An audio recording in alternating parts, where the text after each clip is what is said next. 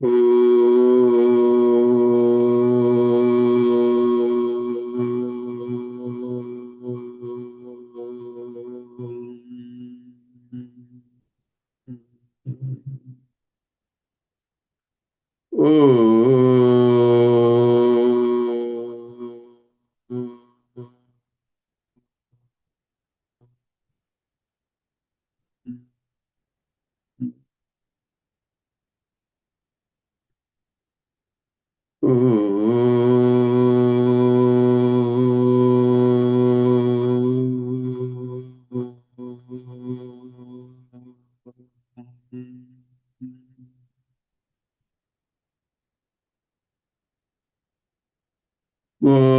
Shri Ganeshaya Namaha. Om Shri Saraswatyai Namaha. Om Shri Gurubhyo Namaha. Sadashivasamarambham Shankaracharya Madhyamam Asmadacharya Paryantam Vande Guru Paramparam Shruti Smriti Purananam Alayam Karunalayam Namami Bhagavad Pada Shankaram Lokashankaram Samasta Jana Kalyane Niratam Karunamayam Namami Chinmayam Devam Sadgurum Brahmavedvaram Sadgurum Brahmavedvaram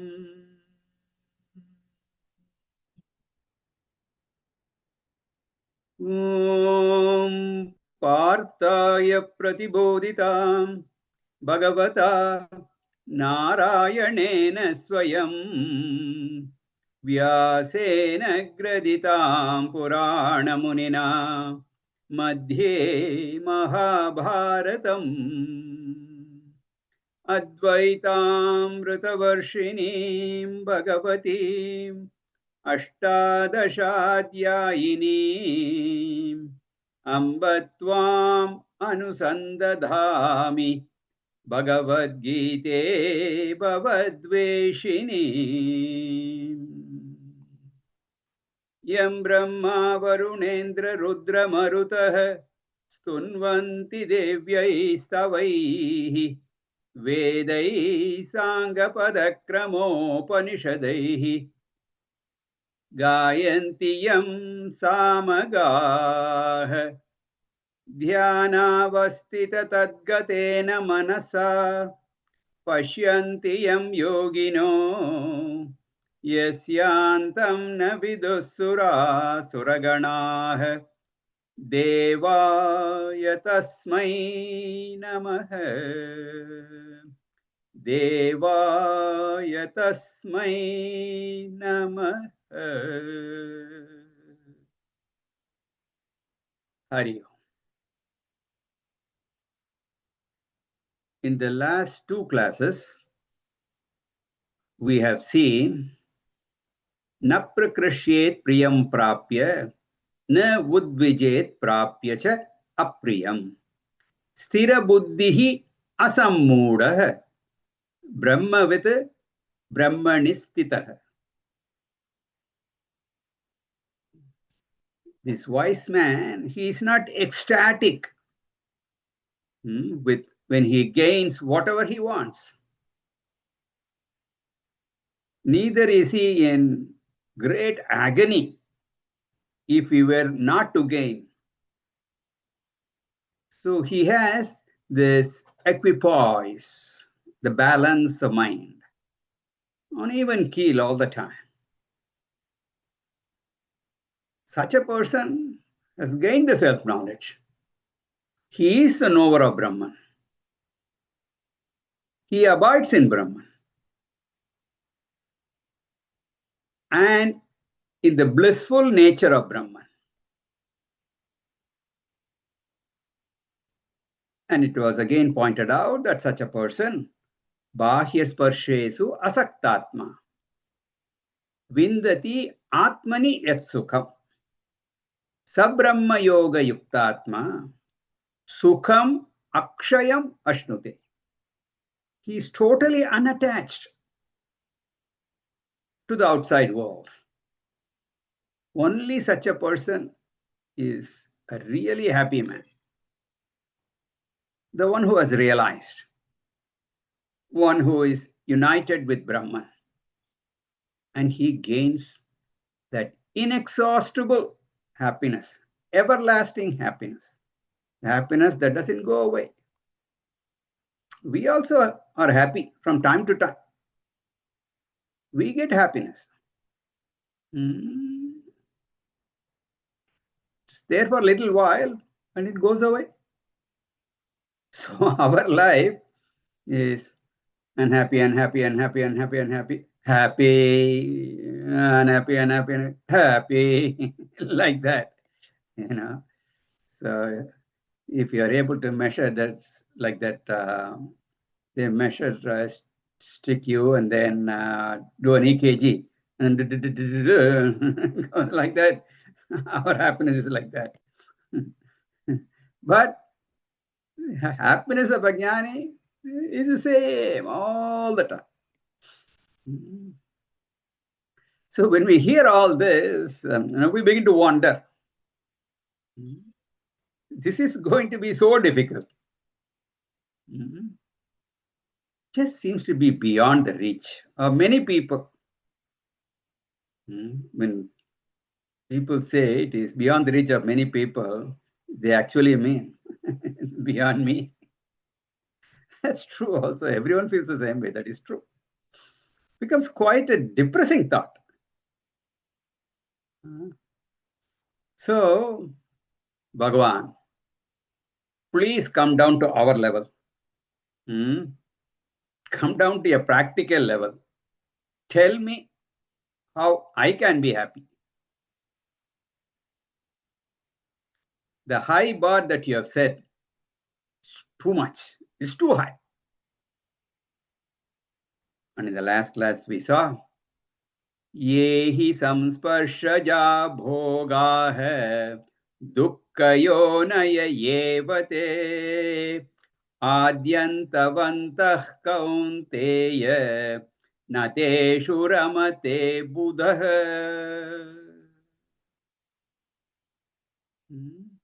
Adyantavantah, all these pleasures. Adi anta vantah. They are endowed with beginning and end. They come and go. They come and go. They are not there all the time. They bind us. And therefore, the advice that was given was the example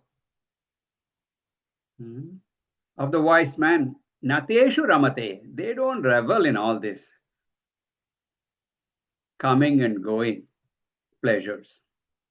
Because each one of them, dukkha yonaya.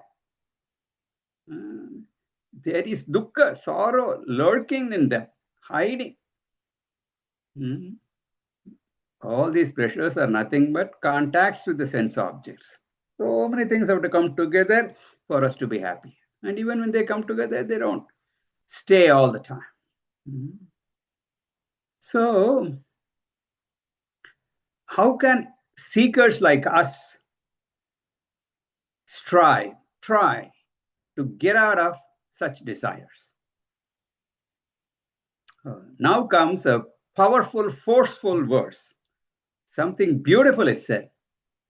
Something that is very practical is indicated. Let us read verse 23. Shaknoti haiva yasodhum. Shaknoti haiva yasodhum. Praksharira vimokshanat. Praksharira vimokshanat.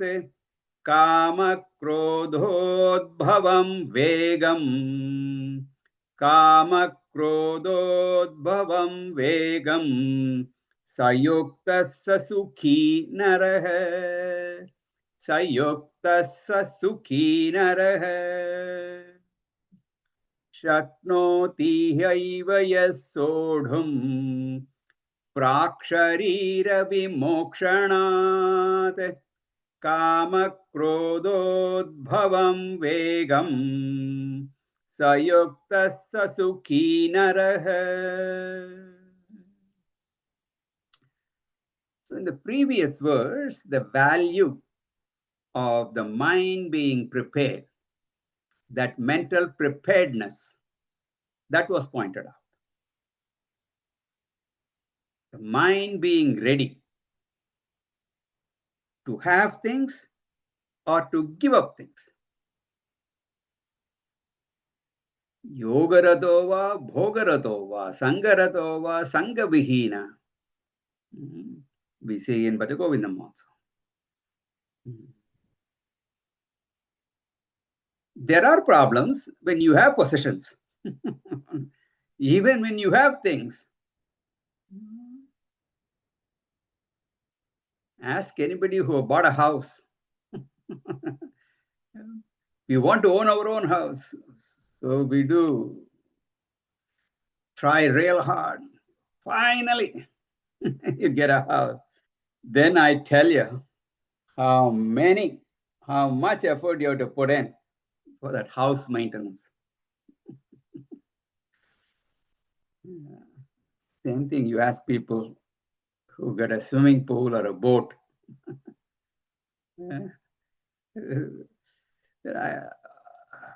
Looking forward to having them, but when they get a boat or put a swimming pool, I tell you. So it is said the happiest moments of acquiring a pool or a boat, having them. The two happiest moments are when you get it and finally when you get rid of it. In between, a lot of work. So maintaining, securing them. When you do not have things, that's a problem. When you get them, that's a problem. So you should be ready to handle both of them. There's nothing wrong. The problems come when you not prepared. Then you will suffer. This mental awareness, being ready, very important. Then I will know the importance of self-knowledge. And the second point he makes, second value he talks about, that is highlighted in this beautiful verse, is in handling raga and dvesha.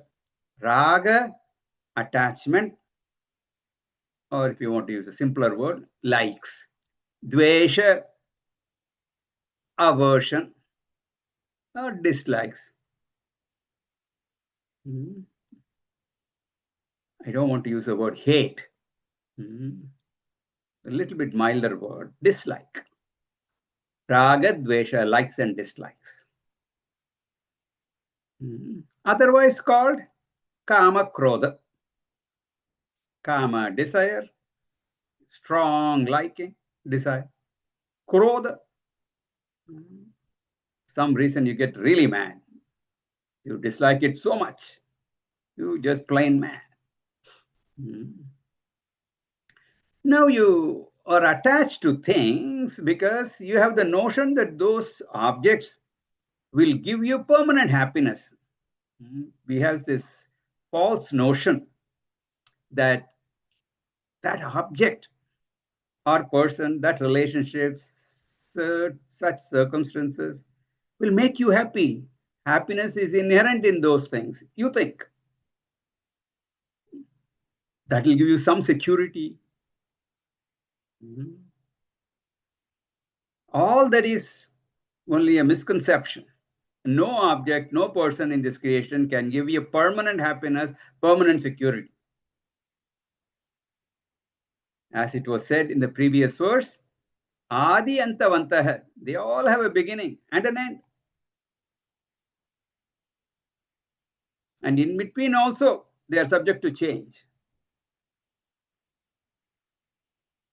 And nothing is permanent. Similarly, dvesha,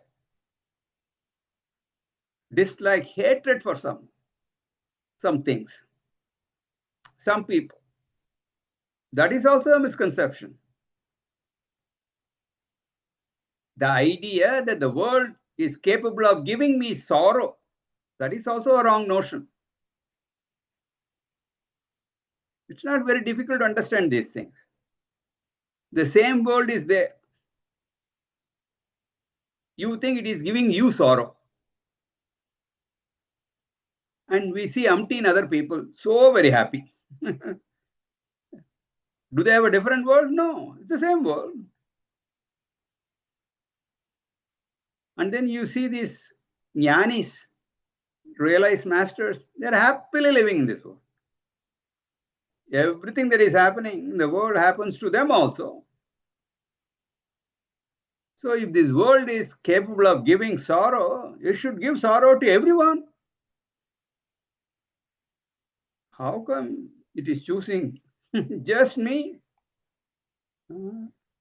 Really, it is not in the world, it's in me. So, what we have done, the world is one, but we have beautifully made it into two.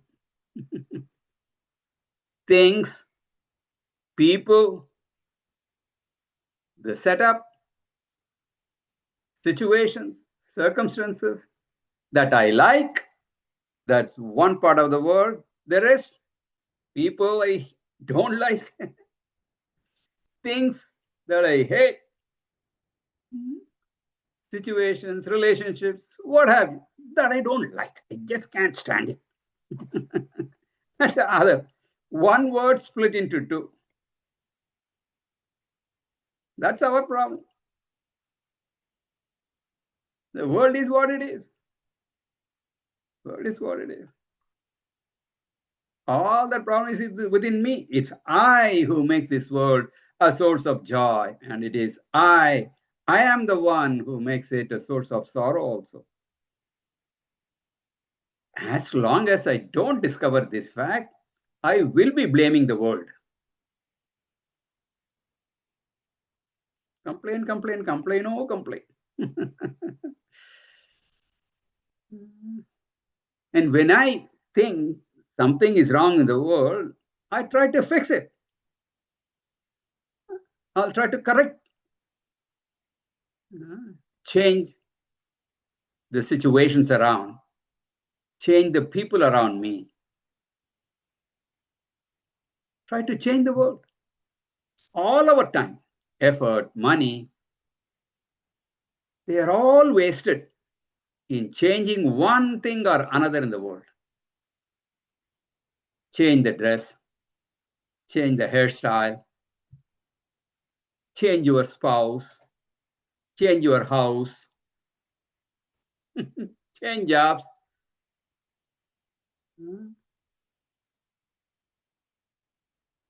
Again, there's nothing wrong in doing all that. I'm not saying that you better be, stuck in whatever rut you are in. I'm not suggesting in any shape or form. But we try to keep changing that so much. All our time, money, effort is spent on that. And only after trying so desperately for so long would we realize, really, making all these changes has not made any difference in my lot. How are you? The same way I was before. Sorrowful, miserable. In between, I've tried so many things. So from this, it's very clear that I have just misunderstood the word. So Parikshaloka Karmachitan Brahmana, Mundaka starts out with that idea. The one who has examined this world, examined these experiences, you will come to this conclusion. There is nothing wrong with the world, and never try to change the world. And if everything is just fine by some stroke of luck,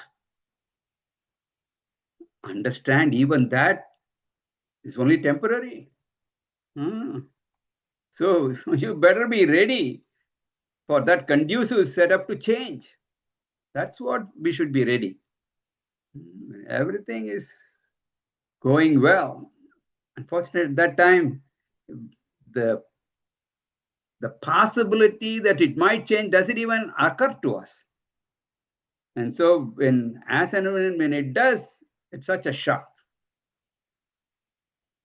So when everything is good, I'm not suggesting again, don't enjoy that good stroke of luck. I'm not saying that. There are some people who are also like that. They are prone to, everything is fine and they keep worrying and they are sad. I'm not suggesting all that. Be very objective, that's all. That's the point. Don't misunderstand, misinterpret these things. The problem is not with the world. Problem is with myself. The moment I am able to recognize that, I will transcend, I will go beyond this raga and dvesha. With attachment and aversion, I live in a subjective world. And without them, I live objectively in the world. The ignorant people, they live in their own personal subjective world. This world must be seen as God's creation. God's creation. Without any personal projection.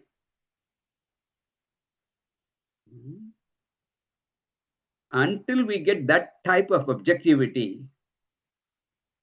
Vedanta does not work. We will be suffering. Some of you who are studying Panchadashi with me would immediately recognize what I'm talking about. There is what is called Ishvara Srishti, God creation. That is the same for everyone. No difference. And then each individual, each jiva has superimposed so many things on that Ishvara Srishti now becomes Jiva Srishti.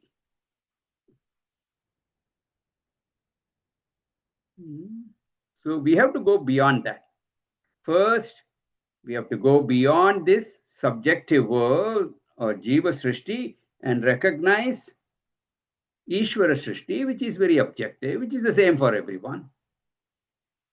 And of course, we have to go to Asrishti, go beyond that also.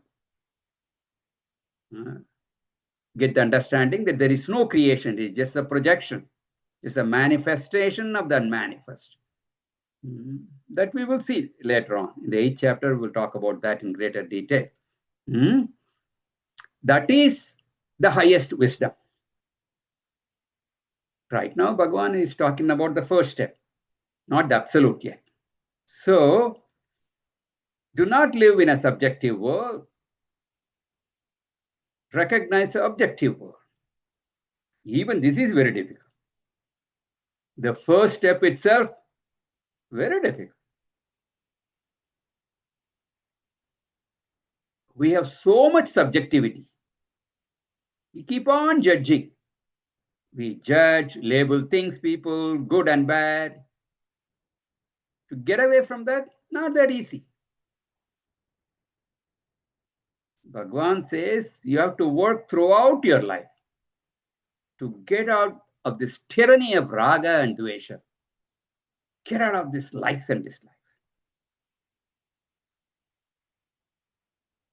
This is a favorite theme of Bhagavan. So many times he will repeat this. Getting out of likes and dislikes. It's not a short-term assignment. It's a long-term project. In fact, it is a lifelong project. Therefore, he says, Sharira Vimokshanat Prak. Prak, before. Sharira Vimokshana, before the fall of this body, before death. Yaha Iha Eva, the one who here itself, Iha Eva, Shaknodi Sodhum, he is able to handle.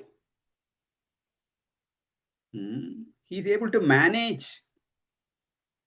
He is able to manage Vegam, the force, Vegam. Or what? Kama Krodha Udbhavam. He is able to manage, gain mastery over this desire and anger coming up, attachment and aversion, likes and dislikes, and all the powerful influences, impulses. If you are able to get rid of that, manage them and get mastery over them, such a person will have a well-integrated personality. You may not be able to completely get rid of them. You may remember from the 3rd chapter, Raga and Dvesha will be there in the mind. This attachment, aversion cannot be completely removed. Your aim is to minimize them, reduce the strong influences. So that is indicated by the word Sodhum Shakti, ability to master, mitigate the harmful effects, ability to withstand their onslaughts. So Bhagavan says, achieve that before death, here itself while living. One is able to do that, who is able to achieve that mastery before death. Saha Yuktaha, such a person is a well-united person, is an integrated person. He is united, he is organized, he has put it all together. He's a master of himself. The first lesson, the first step is to manage yourself. Manage your body, your mind. One who is able to do that, he is called Yuktaha. He is well put together, united, integrated, sane. He is not pushed around, buffeted by likes and dislikes. He is emotionally sound and stable. Only such a person can even come to study this Vedanta. Emotional sanity is a prerequisite to understanding Vedanta. Only such an integrated person, Saha Naraha, he is a man. Broadly, he only can be called as a human being. So Naraha, man or woman, human being. And if you look at the etymology of the word Naraha itself, Na Ramate, he doesn't revel in what? Vishayeshu, in the sense objects. The one who does not indulge in the sense objects of the world, he is Naraha. He is the one who can be called a human being. One who is reveling in the senses only, he cannot even be called a human being. He is an animal only. Animals are programmed to do that, and they do that. So if you're also like that, you have to be called an animal only, not a human being. Even animals would not like that. Yes, animals revel in sense pleasures, all right. But they are programmed. They don't do it all the time. A human being, on the other hand, they have no control over them. any of that. If you are one such person, you don't deserve to be called a human being. You are an animal. No more a man, you are an animal man. So it was said in the last verse, Nateshu ramate buddha. The wise people do not revel in that. Endowed with intellect, you must use that intellect. A human being should not indulge in pleasures. The one who just goes by impulses cannot be called a human being. On a positive note, one who is integrated, saha sukhi. One who has control, mastery over raga dvesha. One who is composed, equipoised, sasukhi. That person will lead a happy life. He alone can progress inwardly. Spiritual progress will be there. The other people are given to moods, and they are called moodah. Shankaracharya likes this word. Fools, moody. If they are not able to handle all these likes and dislikes, how can you study Vedanta? So learn some self-management. The self-management is the management of raga and dvesha, likes and dislikes. Self-knowledge has to take place in the intellect. And that intellect can function only in a sane mind, where emotions do not overwhelm you, overpower you.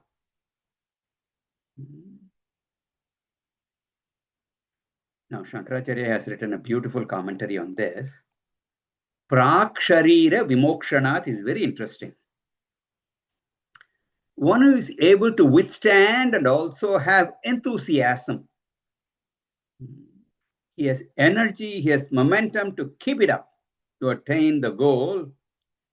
He needs a lot of stamina to withstand the forces of kama and krodha, the likes and dislikes. If someone says that just before leaving the body, I will do that. So Bhagwan has said, before you drop the body, you better do this. So I will do it just before. Is it possible? If your boss tells you you have to finish this job before you leave at 5 p.m., will you say, I will start the job at 4:45 and finish by 5? Who knows that the task may take 2 hours to complete. So be smart. When it is said before leaving the body, first of all, do you know when that moment is going to be? Any moment. Every moment can be that last moment. Therefore, a person has to be alert continuously. So before death actually means up until death. As long as you're living in this body, the alertness to ward off the onslaughts of kama, krodha, raga, dvesha, that is very much required. It's a famous statement. Anant nimittavan hi kamaha.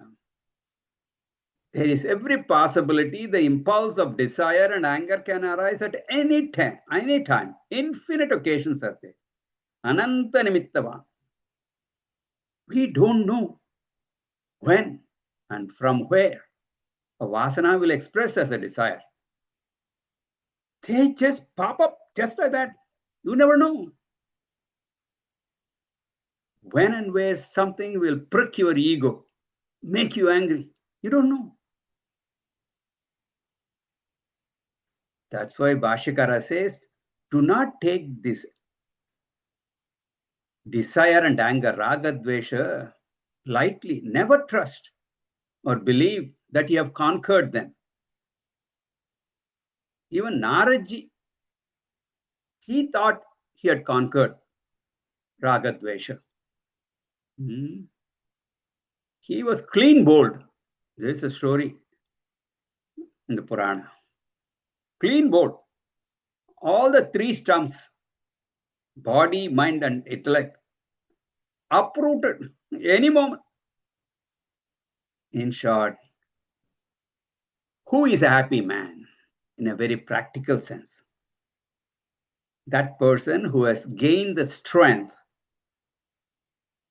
who has found the strength within to withstand the force of desire and anger every moment. And when they do rise, he has the ability to neutralize them. Not that they won't. A prarabdha is there, that vasana will come, it will be coming, expressing itself in the form of desire, or the flip side of it, like, dislike, all that will be there. The key point is you must be strong enough not to be swept away by them. Earlier also we have seen this phrase, tayoho vasham na agachet. Do not come under their sway. Vasham, influence, their control. Don't come under that. And to that extent that you don't come under their sway, you will be happy. So this is a beautiful verse. Shaknoti haiva yassodum praksharira vimokshana kama krododbhavam vegam sayuktaha sasukhi naraha. Very practical definition. So try to manage, neutralize your raga dvesha. Don't be given to extreme forces of this, likes and dislikes. Neutralize, bring them to, non-binding preferences. Then you won't be bothered with them or without them. Your life will be just fine. Realizing the self, the Jiva Brahma Aikyam and all that may sound very abstract, may sound beyond our reach. But this little suggestion, do some introspection. What are the things that you like, and how in the past, because of that, you've acted, reacted, suffered. So that kind of an analysis, some introspection you should do. Slowly get rid of them, reduce them. Do not get carried away by those likes and dislikes. To the extent that we are able to manage them, to neutralize them, we will be successful in making spiritual progress. Be ever alert. And you have to do this till the body drops. Don't say, I got it. I've already given you the Naradji's example. Even that's what he thought. Can happen to him.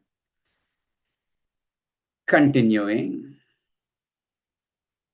he says, verse 24, Yontas sukontara ramaha, Yontas sukontara ramaha, Tatantar jyotirevayah, Tatantar jyotirevayah, Sayogi brahmanirvanam.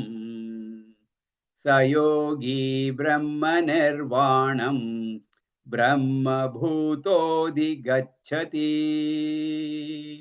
Brahma bhutodhi gacchati.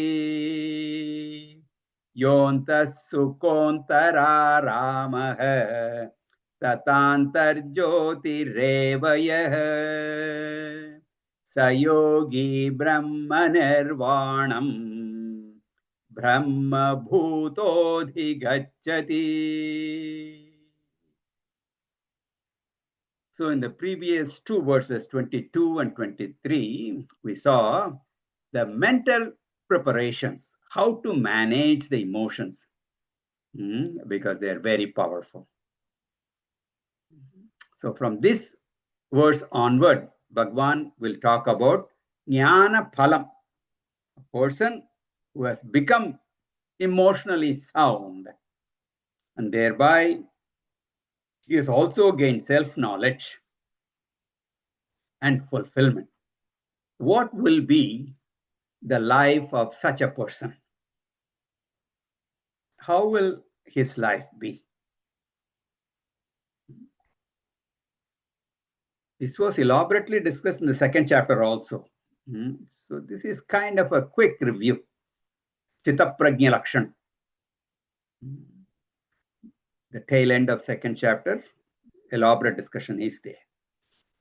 Here, he's reviewing that, if you will, a little bit collection and add a little bit more. He says, Yaha antasukha, yaha, he who has discovered sukha, fulfillment. And where is that fulfillment? Antaha, within himself. The internal, he has discovered the joy within himself, the joy of his own true nature. For him, therefore, Antararamaha, his recreation ground, his playground, it's not outside. All that is inside himself. Prior to that, he was seeking happiness. His entertainment, his joy, sorrow, actually seeking joy only. It's all from outside.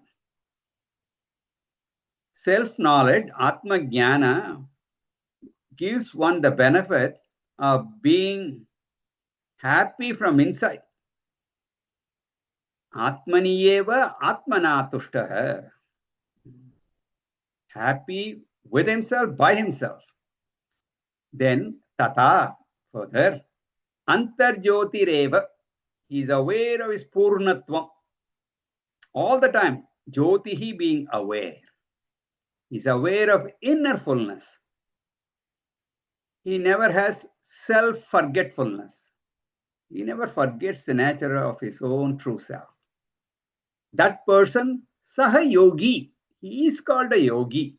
Yogi means a jnani, a realized person. So the status of this jnani is Brahma Bhutaha. Brahma Bhutaha means he has become Brahman. Brahmavid Brahmaiva Bhavati. He has become Brahman. He has discovered the fact, I am really none other than Brahman. This kind of identity he has realized. This signifies fullness. I am full, I am complete. I don't need anything else to be happy. I don't need anything to make me secure. I am secure in myself. This is Brahmatvam, Brahmanhood, being Brahman. He enjoys this as long as he is alive. And when he remains, the same consciousness is there. But that is disembodied consciousness. Earlier it was embodied, with body, now without body. He was a Jivan Mukta. He was liberated while living. After dropping the body, he is called Videha Mukta, liberated without the body.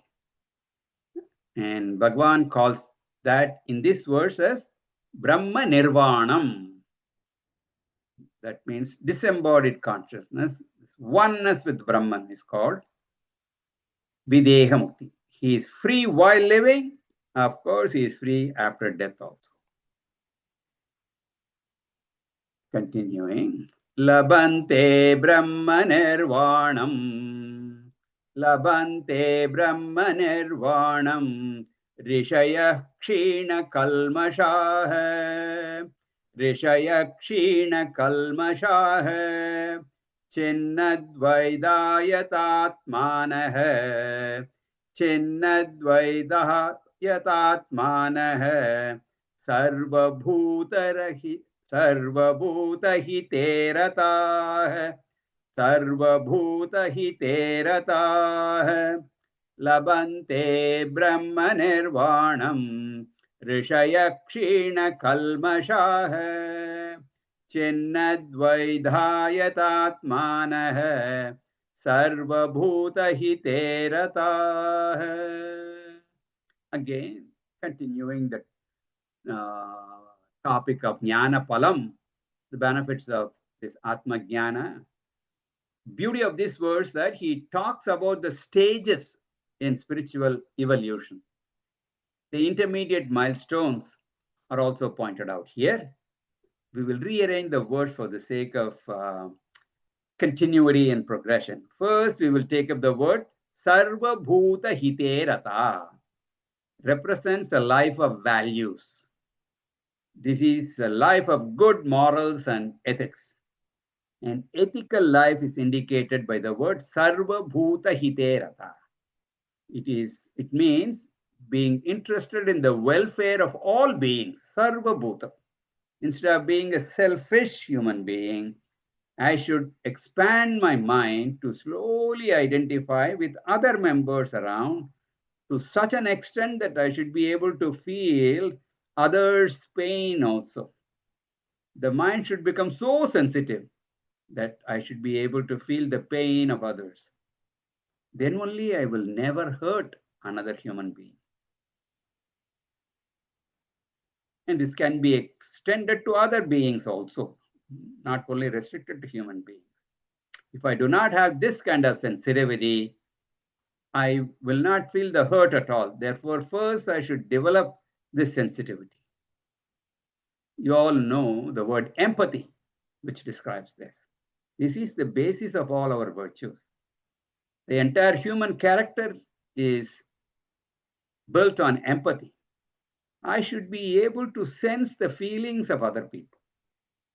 I should be able to share the happiness of others, and similarly, I should feel the other person's pain. So that is referred to as Sarva Bhuta Hite Ratatvam. Initially, you start with the family. In fact, the very purpose of marriage is for one to develop this. Once I expand my feelings and start including the feelings of the spouse and children, and then the extended family, I have made a great start. Go on expanding more and more, all the way up to Vasudhaiva Kutumbakam. Whole world is my family, to include even plants and animals. Then ahimsa, non-injury, becomes very natural. This is pratamo dharma. Emphasizes the first value. Spirituality begins from there. Without dharma, there is no possibility of moksha. Once I reach this stage, I will spend my life helping others. Nishkama karma is very natural for a person with a sensitive mind. Only a gross-minded person will ignore a fellow human being. A sensitive person will help others. He may not be able to help others just financially or physically, but minimum, he will say a prayer. Sarve bhavantu sukhinah, sarve santu niramayah. Oh Lord, let everyone be happy.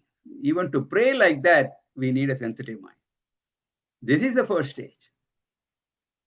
It will lead to kshina kalmashah, getting rid of impurities, weaknesses of the mind. Becomes free from kalmashah, papam, anything that obstructs spiritual journey. We do not have any desire for spirituality. That means I have done papa only. Lack of such a desire is a result of papa. Desire for spirituality is there only because of punya. I have said so many times that you are all coming to these classes week after week, month after month, year after year, because you have done a lot of punya. Any obstacles, difficulties come in this journey, that is again due to papa. This can be neutralized with the performance of nishkama karma. So kshina kalmashaha means being free from all papa's obstacles. Next stage of the sadhana is yatatmanaha. Once I develop an interest in spirituality, I have to work for the spiritual growth. Yatatmanaha means someone who puts forth the effort in the right direction, develop the necessary disciplines, acquire the necessary qualification. All that does not happen just like that. We should have to take some initiative. Viveka, Vairagya, Samadhi, Shatka Sampatti don't happen just like that. It all depends on the effort that we put in. So Bhagavan clearly says, Yata Atmana. You have to take the initiative and strive for it. You qualify and work for that knowledge. You have to seek the knowledge. Next stage after that is Rishaya, those people who have become rishis, meaning become jnanis. He who Rishati Atma Tattvam Janati iti Rishi. He is a Rishi. Derived from the word Rishi, means to know. Once you gain that Atma Tattva Jnanam, the next stage is Chinnadvaidaha. The knowledge is beneficial only when it is free from all doubts. The acquisition of knowledge is incomplete if doubts are there. The doubts have to be clear. Doubt-free knowledge is real knowledge. That is conviction. There should not even be an iota of doubt. Vedanta then says the Lord that you worship is not different from you. The conviction comes by mananam. The first part, gaining that knowledge, is shravanam. Second part is mananam. When doubts are removed, I am called chinnadvaidaha, doubt-free person. Once you are that, Brahma Nirvanam labante. He becomes one with Brahman. Nirvana becomes eki bhavaha. It's a merger. It's not a physical sense. It's dropping the notion that I am away from Brahman. Dropping the ignorance caused notion that I am separate from Brahman, that is called merger. So the various stages are: first, follow the values of life, become pure, take the initiative for spiritual growth, gain knowledge, gain conviction. Final stage is merge into Brahman. One other little thing, even after gaining conviction, habitual tendencies are there. So that they have to be removed by nididhyasanam. So Shravana, Manana, nididhyasanam. Slowly Bhagavan is leading us. This is all leading to the next chapter, which talks about nididhyasanam. So these final verses are a lead-in to the next chapter. We will take more of it in the next class. Om Purnamadah Purnamidam Purnat Purnamudachyate Purnasya Purnamadaya Purnamevavashishyate. Om Shanti Shanti Shanti. Harihi Om. Shri Gurubhyo Namaha. Harihi Om.